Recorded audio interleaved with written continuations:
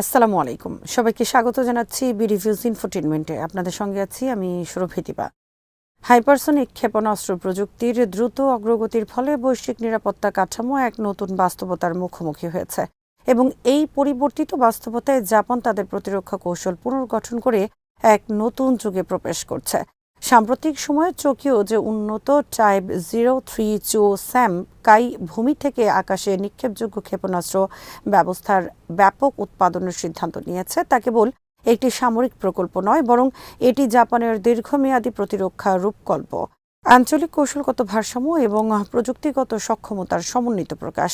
Asia Pacific অঞ্চলে ক্রমবর্ধমান সামরিক প্রতিযোগিতা, বিশেষ করে হাইপারসনিক অস্ত্রের আবির্ভাব প্রচলিত ক্ষেপণাস্ত্র প্রতিরক্ষা ব্যবস্থাকে চ্যালেঞ্জের মুখে ফেলছে। হাইপারসনিক ক্ষেপণাস্ত্র শব্দের 5 গুণ বা তার বেশি গতিতে চলতে সক্ষম এবং এগুলো কেবল দ্রুত গতির নয়, বরং গতিপথ পরিবর্তনের ক্ষমতার কারণে প্রচলিত রাডার ও ইন্টারসেপ্টর ব্যবস্থার জন্য অত্যন্ত কঠিন লক্ষ্যবস্তু। এই প্রেক্ষাপটে জাপানের নতুন স্যাম কাই সিস্টেমকে দেখা হচ্ছে একটি কৌশলগত প্রতিরোধমূলক ঢাল হিসেবে, যা ভবিষ্যৎ যুদ্ধক্ষেত্রের বাস্তবতার সাথে সামঞ্জস্যপূর্ণ। আরও বিস্তারিত থাকছে ওয়াহিদ ফারুকীর প্রতিবেদনে।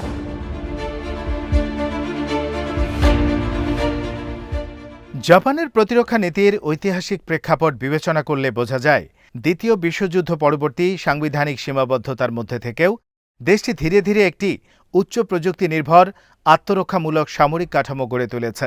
শান্তিবাদী সংবিধানের 9 নম্বর অনুচ্ছেদ সত্ত্বেও জাপান আত্মরক্ষার অধিকার বজায় রেখেছে এবং সেই লক্ষ্যে প্রযুক্তিগত উৎকর্ষের মাধ্যমে প্রতিরক্ষা সক্ষমতা বৃদ্ধি করেছে। বর্তমান সময়ে আঞ্চলিক হুমকি ও শক্তির ভারসাম্যের পরিবর্তন জাপানকে আরও সক্রিয় ও প্রোঅ্যাক্টিভ প্রতিরক্ষা কৌশল গ্রহণে উদ্বুদ্ধ করেছে। বিশেষ করে চীন ও উত্তর কোরিয়া এর ক্ষেপণাস্ত্র কর্মসূচি এবং হাইপারসনিক প্রযুক্তির উন্নয়ন টোকিও নিরাপত্তা বিশ্লেষকদের গভীরভাবে উদ্বিগ্ন করেছে। চীনের DF-17 হাইপারসনিক গ্লাইড ভেহিকল এবং উত্তর কোরিয়ার পরীক্ষামূলক হাইপারসনিক ক্ষেপণাস্ত্রগুলো প্রমাণ করেছে যে আকাশ প্রতিরক্ষা ব্যবস্থাকে আর শুধু ব্যালিস্টিক ট্র্যাজেক্টরি নির্ভর হুমকির কথা মাথায় রেখে পরিকল্পনা করা যাবে না।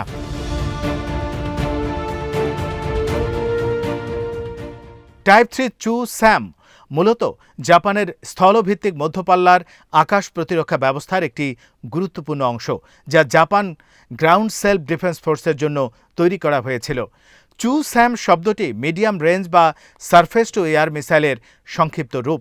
এর উন্নত সংস্করণ কাই যুক্ত হওয়ায় বোঝা যায় যে এটি পূর্ববর্তী সংস্করণের তুলনায় উন্নত রাডার, উন্নত শিকার প্রযুক্তি এবং অধিক প্রতিক্রিয়া গতিসম্পন্ন ইন্টারসেপ্টর সমন্বিত। এই সিস্টেমের উন্নয়নে গুরুত্বপূর্ণ ভূমিকা পালন করেছে মিৎসুবিশি হেভি ইন্ডাস্ট্রিজ, যা জাপানের অন্যতম প্রধান প্রতিরক্ষা ঠিকাদার এবং বহু বছর ধরে দেশটির ক্ষেপণাস্ত্র ও এয়ার ডিফেন্স প্রযুক্তির উন্নয়নে কাজ করছে।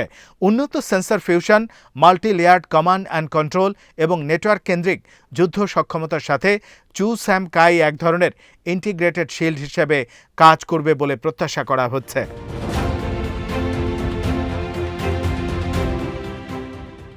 হাইপারসনিক হুমকির মোকাবেলায় প্রযুক্তিগত চ্যালেঞ্জগুলো অত্যন্ত জটিল। হাইপারসনিক গ্লাইড ভেহিকেলগুলো বায়ুমণ্ডলের নিম্ন স্তরে উচ্চ গতিতে চলাচল করে এবং অনির্দেশ্যভাবে গতিপথ পরিবর্তন করতে পারে। ফলে প্রচলিত ব্যালিস্টিক মিসাইল ডিফেন্স রাডার, যা মূলত উচ্চ আকাশে ধনুকাকৃতির ট্রাজেক্টরি অনুসরণকারী ক্ষেপণাস্ত্র শনাক্তে অভ্যস্ত, সেগুলো কার্যকরভাবে হাইপারসনিক হুমকি ট্র্যাক করতে পারে না।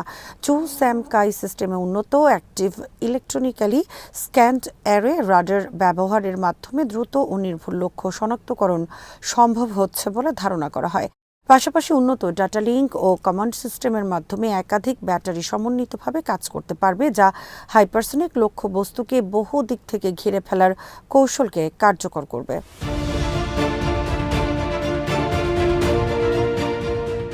জাপানের সামগ্রিক ক্ষেপণাস্ত্র প্রতিরক্ষা কাঠামো ইতিমধ্যে বহু স্তর বিশিষ্ট। সমুদ্রভিত্তিক এজিস ডেস্ট্রয়ার, স্থলভিত্তিক প্যাট্রিয়ট সিস্টেম এবং আকাশভিত্তিক সতর্কীকরণ ব্যবস্থার সমন্বয়ে একটি সমন্বিত শিল্ড তৈরি হয়েছে। এই কাঠামোয় স্যাম কাই একটি গুরুত্বপূর্ণ মধ্যস্তরীয় প্রতিরক্ষা উপাদান হিসাবে যুক্ত হবে।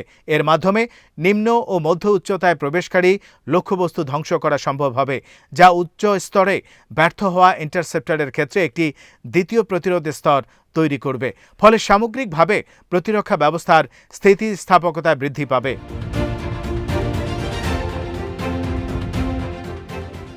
এই সিদ্ধান্তের আরেকটি গুরুত্বপূর্ণ দিক হল জাপানের সামরিক শিল্পের পুনরুত্থান। দীর্ঘদিন ধরে দেশটি প্রতিরক্ষা প্রযুক্তিতে উচ্চমান বজায় রাখলেও রপ্তানি সীমাবদ্ধতা এবং রাজনৈতিক সংযমের কারণে শিল্প খাতের পূর্ণ সম্ভাবনা বাস্তবায়িত হয়নি। সাম্প্রতিক বছরগুলোতে প্রতিরক্ষা সরঞ্জাম রপ্তানির নীতিমালায় কিছু শিথিলতা আনা হয়েছে এবং উন্নত প্রযুক্তি উন্নয়ন ও উৎপাদনের মাধ্যমে জাপান বৈশ্বিক প্রতিরক্ষা বাজারেও নিজেদের অবস্থান শক্তিশালী করতে চায়। চু-স্যাম-কাই এর ব্যাপক উৎপাদন স্থানীয় শিল্প ও সরবরাহ শৃঙ্খলাকে সক্রিয় করবে, কর্মসংস্থান সৃষ্টি করবে এবং প্রযুক্তিগত গবেষণা ও উন্নয়নকে আরও গতিশীল করবে।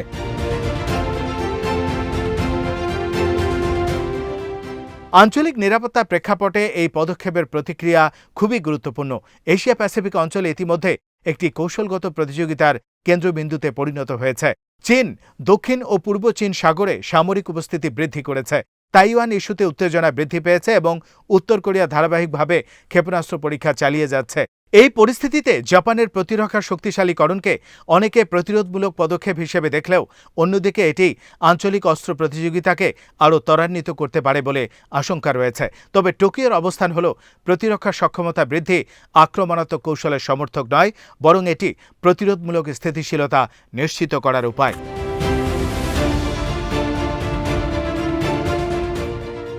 জাপান ও যুক্তরাষ্ট্রের নিরাপত্তা জোট এই প্রেক্ষাপটে বিশেষ গুরুত্ব বহন করে। মার্কিন বাহিনী জাপানে অবস্থান করছে এবং যৌথ মহড়া ও প্রযুক্তিগত সহযোগিতা দুই দেশের প্রতিরক্ষা সম্পর্ককে গভীর করেছে। হাইপারসনিক হুমকি মোকাবেলায়ও যুক্তরাষ্ট্র ও জাপান যৌথ গবেষণা ও তথ্য বিনিময় করছে। চু-স্যাম-কাই সিস্টেম ভবিষ্যতে যুক্তরাষ্ট্রের অন্যান্য প্রতিরক্ষা ব্যবস্থার সাথে আন্তঃসংযোগ স্থাপন করতে পারলে এটি বিস্তৃত ইন্টিগ্রেটেড ডিফেন্স নেটওয়ার্ক তৈরি হবে, যা আঞ্চলিক মিত্রদের মধ্যেও সমন্বয় জোরদার করবে।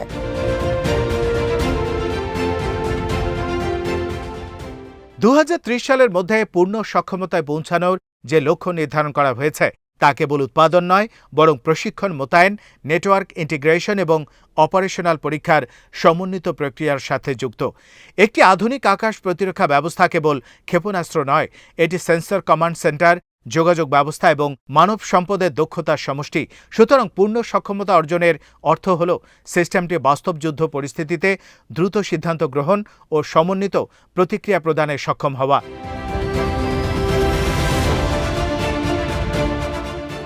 বিশ্লেষকরা মনে করছেন চু-স্যাম-কাই জাপানের প্রতিরক্ষা নীতিতে একটি গুরুত্বপূর্ণ প্রতীকী পরিবর্তনের ইঙ্গিত বহন করে। অতীতে জাপান মূলত সীমিত পরিসরে প্রতিরক্ষা আপগ্রেড করলেও এখন তারা ভবিষ্যৎ প্রযুক্তির সাথে তাল মিলিয়ে সক্রিয়ভাবে বিনিয়োগ করছে। হাইপারসনিক যুগে প্রবেশ মানে কেবল গতির সাথে প্রতিযোগিতা নয়, বরং তথ্য, কৃত্রিম বুদ্ধিমত্তা, রিয়েল টাইম ডেটা প্রসেসিং এবং নেটওয়ার্ক কেন্দ্রিক সমন্বয়ের সাথে প্রতিযোগিতা। এই বাস্তবতায় চু-স্যাম-কাই একটি প্রযুক্তিগত প্ল্যাটফর্ম যা ভবিষ্যতে আরও উন্নত সংস্করণে রূপান্তরিত হতে পারে।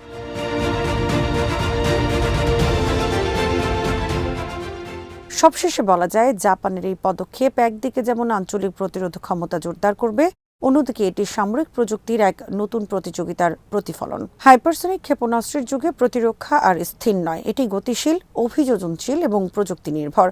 টাইপ 03 চু-স্যাম-কাই এর ব্যাপক উৎপাদন সেই অভিযোজনেরই প্রতিফলন, যা জাপানকে ভবিষ্যৎ নিরাপত্তা চ্যালেঞ্জ মোকাবেলায় প্রস্তুত করছে।